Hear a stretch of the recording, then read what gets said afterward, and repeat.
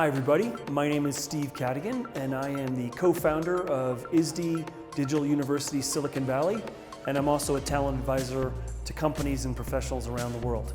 Today we're going to talk about top interview tips so that you can find, identify, and hire great talent.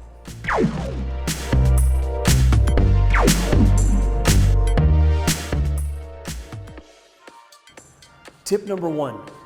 The most important thing when you're trying to interview top talent is to make sure that you are looking at them and considering them in an authentic environment.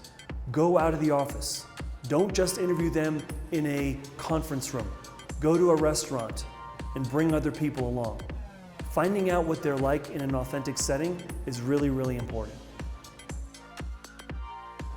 Tip number two, be strategic in your interview process.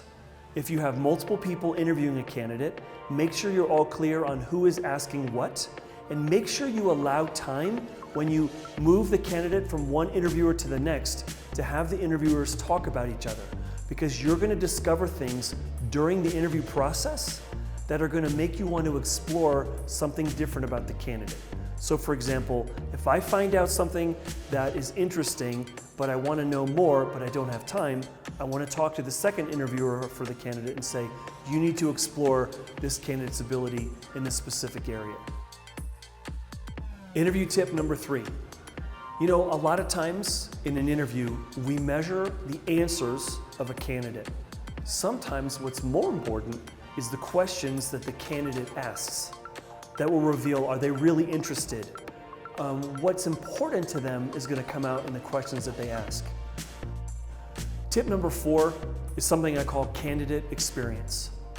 You know, especially if you're in B2C mode and your candidate could be a customer of yours one day, you need to appreciate the candidate having taken time out of their busy life and their busy schedule to come and meet with you.